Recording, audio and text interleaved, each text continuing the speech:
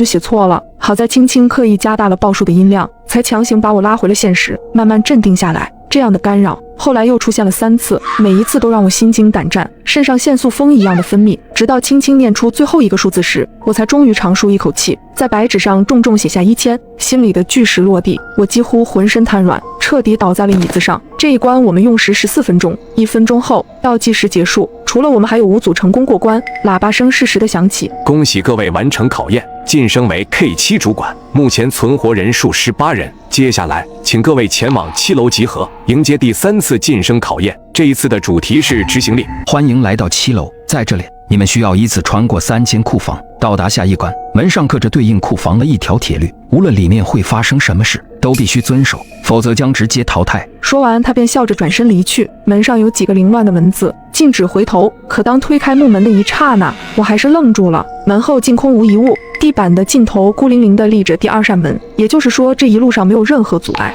第3关怎么变得如此简单？待所有人走进库房后，木门缓缓关闭，灯光熄灭，这里彻底陷入黑暗。我凭着记忆往下一扇门的方向前进，紧靠在我身旁的是青青和小美。可库房里的能见度实在太差，每走出几步，我就在混乱的脚步里丢失了他俩的踪迹。紧张的情绪使我不自觉想要加快脚步，可这里的地板偏偏像粘人的沼泽，越往前就会变得越吃力。酱汁，一道女声传来，随后一只手拍在我的肩膀上，这道声音来自小美。终于找到你了，我差点就下意识地转身回头了，好在我及时想起了规则，禁止回头。怎么了？可回应我的却是青青的声音。我们被考官给骗了。被考官骗了？刚才我们进门的时候，我在天花板上看到了另一行字，写着真正的规则已经被颠倒，也就是说想要走出这个库房，其实就得往回走。怎么可能？小美也催促起来。如果你不愿意跟我们一起的话，我们就先走了。紧接着我就听到急促的转头声，脚步渐行渐远。比起跟上他们的脚步，我更愿相信所谓的天花板提示是一个谎言，因为我在进门时就观察过天花板，根本没有任何文字，